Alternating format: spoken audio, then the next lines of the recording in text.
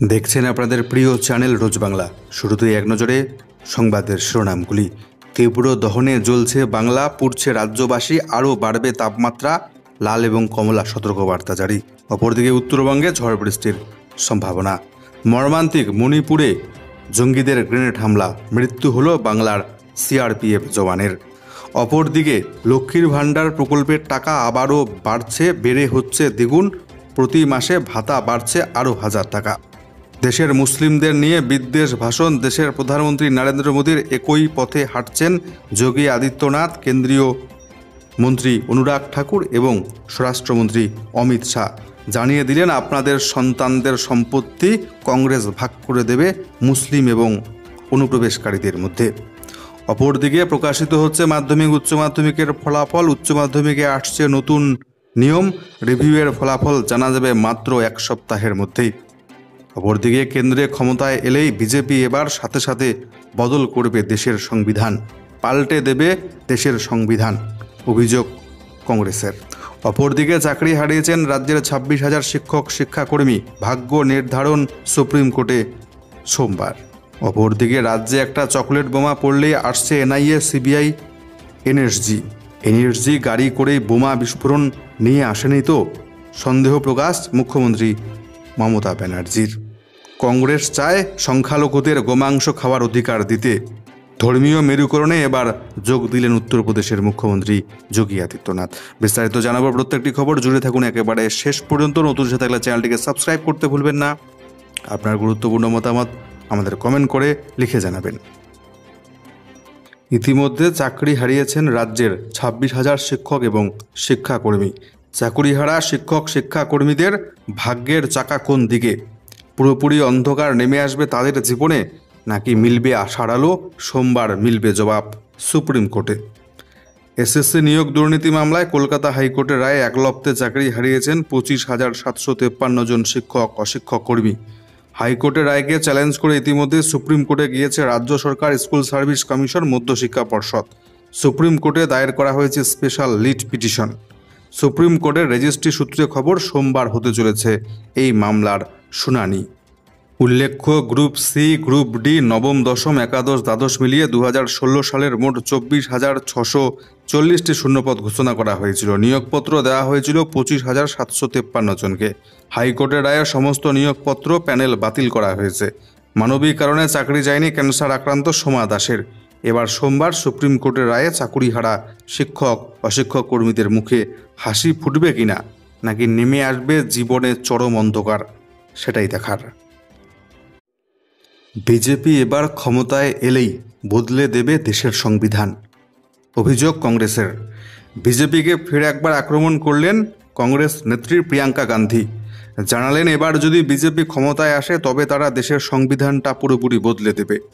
BJP নেতাদের কথা থেকে সেটা পুরোপুরি স্পষ্ট। প্রধানমন্ত্রী নরেন্দ্র মোদীকে এদিন মূল্যবৃদ্ধির মানুষ বলেও কটাক্ষ করেছেন প্রিয়াঙ্কা গান্ধী। তিনি বলেন, দেশবাসীর নিত্য প্রয়োজনীয় জিনিসের দাম কমাতে না পারুক সেটা বাড়িয়ে দিচ্ছেন প্রধানমন্ত্রী এবং বিজেপি সরকার। অথচ এ বিষয়ে তাকে প্রশ্ন করা হলে তিনি গোটা বিষয়টা এড়িয়ে যাচ্ছেন। এটাই তার টেকনিক। নির্বাচনী জনসভায় নিজেকে সুপারম্যান হিসেবে নিয়ে এলেও তিনি আসলে তা নন। বিজেপির প্রত্যেকটি নেতা নরেন্দ্র মোদীকে সামনে রেখেই ভোট লড়ছে। প্রধানমন্ত্রী এতেই নিজেকে সেরা বলে মনে করছে, কিন্তু দেশের উন্নতি আদৌ হচ্ছে না, দেশ ক্রমশ পিছিয়ে পড়ছে। এছাড়াও তার অভিযোগ, ক্ষমতায় আসবার সাথে সাথেই এবার বিজেপি দেশের সংবিধানটাই পুরোপুরি পরিবর্তন করবে, পাল্টে দেবে। संविधान बदलने से क्या होगा? आप ही के अधिकार कमजोर होंगे, आप ही की मजबूती कम होगी, क्योंकि संविधान के तहत इस देश में हर इंसान को, चाहे वो महिला हो, पुरुष हो, किसी भी जाति का, किसी भी धर्म का हो, चाहे वो किसान हो, चाहे प्रधानमंत्री हो, सबको समान अधिकार मिलता है। हर स्तर पर लोकतंत्र को कमजोर करने की कोशिशें होती हैं, आपके अधिकार कमजोर किए जाते हैं। आज संविधान बदलने की बात हो रही है। संविधान बदलने से क्या होगा?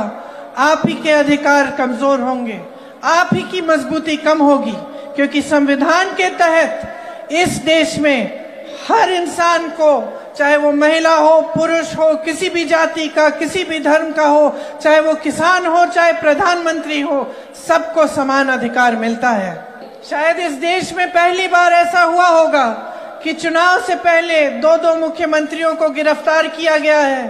किसी एक देश की सबसे बड़ी पार्टी के बैंक अकाउंट बंद किए गए हैं और पूरे विपक्ष पे एक भयंकर हमला हो रहा है।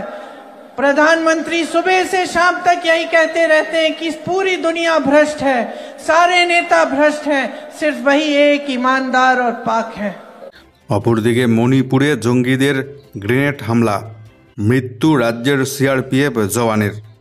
ফের রক্তাক্ত মণিপুর। শুক্রবার গভীর রাতে বিষ্ণুপুরের নারায়ণ সেনায় কুকি জঙ্গিদের হামলায় প্রাণ হারালেন 2 সিআরপিএফ জওয়ান। নিহতদের মধ্যে রয়েছেন সাব ইন্সপেক্টর এন সরকার এবং হেড কনস্টেবল অরূপ সাইনি। সরকারের বাড়ি অসমের কোকড়াঝাড়ে আর অরূপের বাড়ি পশ্চিমবঙ্গের বাঁকুড়ায়। জঙ্গিদের হামলায় জখম ইন্সপেক্টর যাদব দাস এবং কনস্টেবল আফতাব দাস। হামলাকারীদের খোঁজে গোটা এলাকা ঘিরে তল্লাশি চালাচ্ছে যৌথ বাহিনী। ঘটনার ইতিমধ্যে তীব্র নিন্দা করেছেন মণিপুরের মুখ্যমন্ত্রী এন বীরেন সিং। জানা যাচ্ছে রাত 12:30 নাগাদ ইন্ডিয়ান রিজার্ভ ব্যাটালিয়নের শিবিরে আচমকা হামলা চালায় জঙ্গিরা। 2:15 পর্যন্ত চলে তুমুল সংঘর্ষ। শিবিরের নিরাপত্তার দায়িত্বে ছিল সিআরপিএফ। এলোপাথারি গুলি চালায় জঙ্গিরা, ছোড়া হয় বোমা। সিআরপিএফের 128 নম্বর ব্যাটালিয়নের আউটপোস্টে বোমা বিস্ফোরণ হয়। হামলায় গুরুতর জখম হন 4 সিআরপিএফ জওয়ান। পরে তাদের মধ্যে 2 জনের মৃত্যু হয়। নিহতদের মধ্যে একজন বাঁকুড়ার অরূপ। মৃত্যুর কয়েক মুহূর্ত আগেও পরিবারের সঙ্গে তার কথা হয়েছিল বলে জানা যাচ্ছে। শহীদ জওয়ানের বাবা কাঁদতে কাঁদতে এদিন জানালেন, ছোটবেলায় মা হারা 3 ছেলেকে আমি কষ্ট করে করেছি মানুষ। ওরা পরিশ্রম করে নিজের পায়ে দাঁড়িয়েছে। বড় ছেলে 1 মাসের ছুটি কাটিয়ে দোলের পর কর্মস্থলে ফিরে গিয়েছিল, কিন্তু সেটাই যে তার শেষ যাওয়া ছিল তা আমি বুঝতে পারিনি। প্রকাশিত হচ্ছে মাধ্যমিক উচ্চ মাধ্যমিকের রেজাল্ট। দিনক্ষণ ইতিমধ্যে জানিয়েছে পর্ষদ। এবার 7 দিনেই পাবেন ছাত্রছাত্রীরা রিভিউয়ের ফলাফল। নয়া ঘোষণা উচ্চ মাধ্যমিক শিক্ষা সংসদের। রিভিউ আর স্কুটনির ফল মিলবে এবার 7 দিনের মধ্যে। ঘোষণা উচ্চ মাধ্যমিক শিক্ষা সংসদের। উচ্চ মাধ্যমিকের ফল ঘোষণা হচ্ছে 8ই মে। পড়ুয়ারা মার্কশিট হাতে পাবে 10 মে। সংসদ জানিয়েছে সেদিন থেকে রিভিউ এবং স্কুটনির জন্য আবেদন করতে পারবেন ছাত্রছাত্রীরা। এবার আসছে নতুন নিয়ম, যোগ হচ্ছে তৎকাল পরিষেবা। তৎকাল স্কুটনি এবং রিভিউ পরিষেবা যোগ হচ্ছে এবার। সাধারণ রিভিউ বা স্কুটনির জন্য সময় লাগে 45 দিন। এবার চালু হচ্ছে তৎকাল রিভিউ বা তৎকাল স্কুটনি। এই তৎকাল পরিষেবার ফল মিলবে মাত্র 1 সপ্তাহের মধ্যে।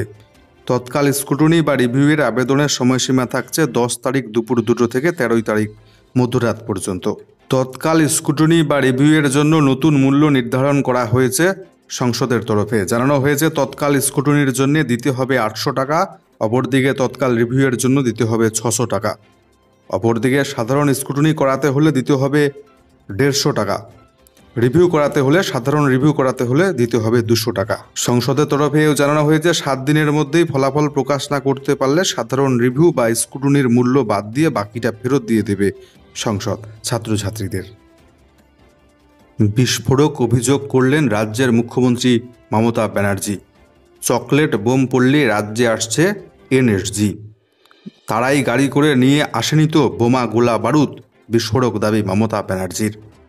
ফের শিরোনাম কেড়েছে সন্দেশখালী। শাহজাহানগড়ে মাটি খুঁড়ে বিদেশি অস্ত্রশস্ত্র উদ্ধার করেছে সিবিআই এনএসজি কমান্ডো। এই ঘটনাকে কেন্দ্র করে নতুন করে উত্তাল রাজ্য রাজনীতি। এবার কুলটির সভা থেকে মুখ খুলেন মমতা ব্যানার্জি।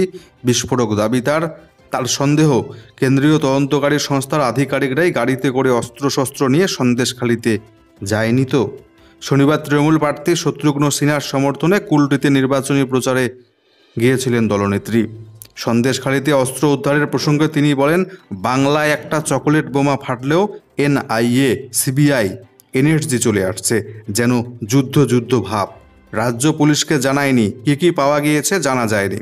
এটাও তো হতে পারে ওরা নিজেরাই গাড়িতে করেই অস্ত্রশস্ত্র নিয়ে এসেছিল। বোমা মেরে চাকরি খেয়ে ভোটে জিতবে ভাবছে বিজেপি। এটা আমাদের চ্যালেঞ্জ। বোমা মেরে চাকরি খেয়ে ওরা ভোটে জিততে পারবে না বাংলায়। ভোট প্রচারে বেরিয়ে মুসলিমদের সরাসরি আক্রমণ প্রধানমন্ত্রী নরেন্দ্র মোদী, স্বরাষ্ট্রমন্ত্রী অমিত শাহ, বিজেপি নেতা জেপি নাড্ডার। এবার তাদের সাথে জুড়লেন কেন্দ্রীয় মন্ত্রী অনুরাগ ঠাকুর এবং উত্তরপ্রদেশের মুখ্যমন্ত্রী যোগী আদিত্যনাথ। মোদির বিদ্বেষ ভাষণের সুরেই এবার বিতর্কিত মন্তব্য কেন্দ্রীয় মন্ত্রী অনুরাগ ঠাকুরের এবং মুখ্যমন্ত্রী যোগী আদিত্যনাথের। নির্বাচন কমিশন যাই বলুক, সুর একেবারে নরম করছেন না বিজেপির তারকা প্রচারকরা। প্রধানমন্ত্রী নরেন্দ্র মোদী থেকে শুরু করে বিজেপির সভাপতি জেপি নাড্ডা কিংবা কেন্দ্রীয় মন্ত্রী অনুরাগ ঠাকুর সকলেই সেই বিতর্কিত বিদ্বেষ ভাষণকে হাতিয়ার করে কমিশনকে থোড়াই করছেন কেয়ার। প্রধানমন্ত্রী নরেন্দ্র মোদীর বিদ্বেষ ভাষণের সুর এবার কেন্দ্রীয় মন্ত্রী অনুরাগ ঠাকুরের গলায়। রাজস্থানের নির্বাচনী জনসভায় প্রধানমন্ত্রী নরেন্দ্র মোদী দাবি করেছিলেন কংগ্রেস ক্ষমতায় এলে দেশের সমস্ত সম্পদ মুসলিম এবং অনুপ্রবেশকারীদের মধ্যে বিলিয়ে দেবে। হিমাচল প্রদেশের হামিরপুরের নির্বাচনী জনসভায় এবার কেন্দ্রীয় মন্ত্রী অনুরাগ ঠাকুরের মন্তব্য, আপনার সন্তানের সম্পত্তি মুসলিমদের হাতে তুলে দিতে চায় কংগ্রেস। কংগ্রেসের নির্বাচনী ইস্তেহারে বিদেশি শক্তির হাত রয়েছে বলেও এই সভায় দাবি করেছেন কেন্দ্রীয় মন্ত্রী অনুরাগ ঠাকুর। তিনি আরও জানিয়েছেন, আপনাদের সিদ্ধান্ত নিতে হবে যে আপনাদের সন্তানের সম্পত্তি তার কাছেই থাকবে নাকি মুসলিমদের হাতে থাকবে। তবে ধর্মীয় মেরুকরণ নিয়ে বিজেপি যে পিছু হটতে নারাজ তা বারবার বুঝিয়ে দিচ্ছেন দলের নেতারা। প্রধানমন্ত্রী রাজস্থানের সভার বিতর্কিত ভাষণটি ফের বিজেপির এক্স হ্যান্ডেলে পোস্ট করা হয়। জেপি নাড্ডাও নিজের এক্স হ্যান্ডেলে ভিডিওটি পোস্ট করেন। একই সঙ্গে তিনি লেখেন, কংগ্রেস অনুপ্রবেশকারীদের মধ্যে সম্পত্তি ভাগ করে দিতে চায়। দেশের সম্পদে মুসলিমদের প্রথম অধিকার বললেও প্রধানমন্ত্রী দুস্থ মানুষদেরও এই অধিকার দিতে চান বলেও এই পোস্টে লেখেন জেপি নাড্ডা। অপরদিকে উত্তরপ্রদেশের মুখ্যমন্ত্রী যোগী আদিত্যনাথ জানাচ্ছেন, কংগ্রেস চায় দেশের সংখ্যালঘুদের গোমাংস খাওয়ার অধিকার দিতে। মেরুকরণে এবার যোগী আদিত্যনাথ।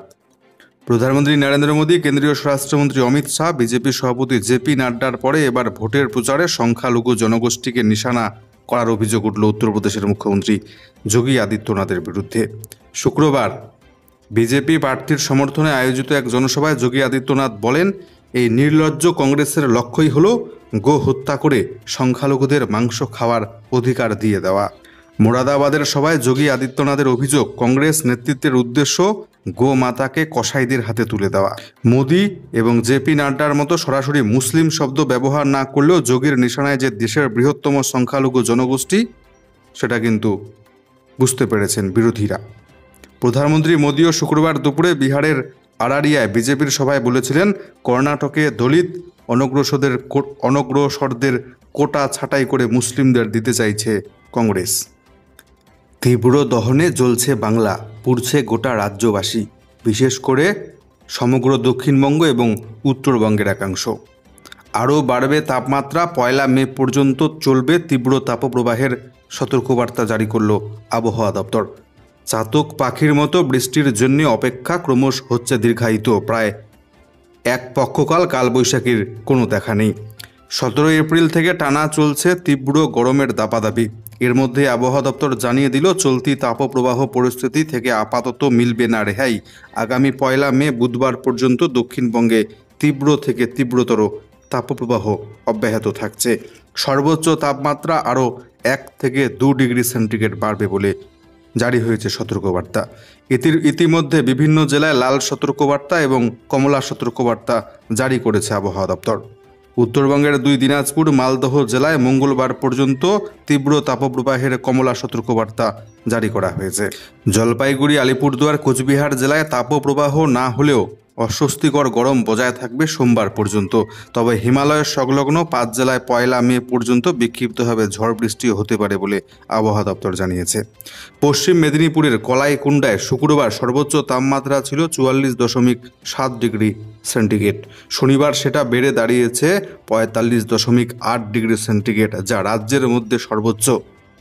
আবহবিদরা জানাচ্ছেন, টানা এতদিন দক্ষিণবঙ্গ জুড়ে প্রবল তাপপ্রবাহ পরিস্থিতির নজির সাম্প্রতিক অতীতে নেই। বঙ্গোপসাগরে এই সময় উচ্চচাপ বলয় বা বিপরীত ঘূর্ণাবর্ত তৈরি হয়। তার প্রভাবে বায়ুমণ্ডলে জলীয় বাষ্প প্রবেশ করে বজ্রমেঘ সৃষ্টি করে। এবার এখনও এই পরিস্থিতি হয়নি তৈরি। তবে আবহবিদদের একাংশের মতামত, মে মাসের 3 থেকে 4 তারিখের পর দক্ষিণবঙ্গ জুড়ে ঝড় বৃষ্টির পরিস্থিতি তৈরি হতে পারে। আজকে দক্ষিণবঙ্গের পূর্ব এবং পশ্চিম মেদিনীপুর এছাড়াও ঝাড়গ্রাম, বাঁকুড়া, পূর্ব পশ্চিম বর্ধমান, বীরভূম এই জেলাগুলিতে তীব্র তাপপ্রবাহের জন্য লাল সতর্কবার্তা জারি থাকছে। বাকি দক্ষিণবঙ্গের জেলাগুলিতে তীব্র তাপপ্রবাহের জন্য আজকে জারি থাকছে কমলা সতর্কবার্তা। উত্তরবঙ্গের দার্জিলিং, জলপাইগুড়ি, কালিম্পং জেলায় বিক্ষিপ্তভাবে সামান্য 2-1টি জায়গায় আজকে বজ্রপাতের সহিত হালকা বৃষ্টিপাত হতে পারে। আজকে উত্তরবঙ্গের উত্তর এবং দক্ষিণ দিনাজপুর, মালদা জেলাতে তীব্র তাপপ্রবাহের জন্য কমলা সতর্কবার্তা জারি থাকছে। লক্ষ্মীর ভাণ্ডার প্রকল্পে এবার মিলছে দ্বিগুণ টাকা, প্রতি মাসে ভাতা বাড়ছে আরও 1000 টাকা। বড় প্রতিশ্রুতি নির্বাচনের মাঝেই। এবার যাদবপুর লোকসভা কেন্দ্রের বাম প্রার্থী সৃজন ভট্টাচার্যের মুখেও উঠে এলো লক্ষ্মীর ভাণ্ডার প্রকল্পের নাম। মহিলাদের আশ্বস্ত করে তিনি এদিন জানিয়েছেন, আমরা ক্ষমতায় আসবার সাথে সাথে এই প্রকল্পের 1000 টাকা বাড়িয়ে 2000 টাকা প্রতি মাসে করে দেব। রাজনৈতিক মহলের মতে মহিলা ভোটারদের মন পেতে মুখ্যমন্ত্রী মমতা ব্যানার্জির চালু করা এই লক্ষ্মীর ভাণ্ডার প্রকল্প নিয়ে কোনো দল উদাসীন থাকতে পারছে না। এর আগে বিজেপিও প্রতিশ্রুতি দিয়ে জানিয়েছে, রাজ্যে ক্ষমতায় আসবার সাথে সাথে আমরা লক্ষ্মীর ভাণ্ডার প্রকল্পের টাকা বাড়িয়ে করব প্রতি মাসে 3000 টাকা। শনিবার সকালে সোনারপুর দক্ষিণ কেন্দ্রের লাঙ্গলবেড়িয়া গ্রাম পঞ্চায়েত এলাকায় প্রচার করছিলেন এই বাম প্রার্থী। তিনি এদিন গ্রামের মহিলাদের জানিয়েছেন, আমরা চাই আপনারা লক্ষ্মীর ভাণ্ডারের টাকাটা পান, তার সঙ্গে জিনিসপত্রের যেভাবে দাম বেড়েছে সেই দাম কমানোর জন্য আমরা লড়াই করছি। আমরা ক্ষমতায় এলে লক্ষ্মীর ভাণ্ডার প্রকল্পের টাকাটা সাথে সাথে দ্বিগুণ করে দেব। তিনি জানিয়েছেন, আমাদের করের টাকার একটা অংশ রাজ্য সরকার এই লক্ষ্মীর ভাণ্ডার প্রকল্পের মাধ্যমে আমাদের ফিরিয়ে দিচ্ছে, বাকিটা দুর্নীতির আড়ালে নিজেদের পকেট ভরছে। সিপিএম রাজ্যে ক্ষমতায় এলে আরও বেশি পরিমাণ টাকা মানুষের কাছে যাতে পৌঁছে যায় তার ব্যবস্থা করবে বলে জানিয়েছেন এই বাম প্রার্থী।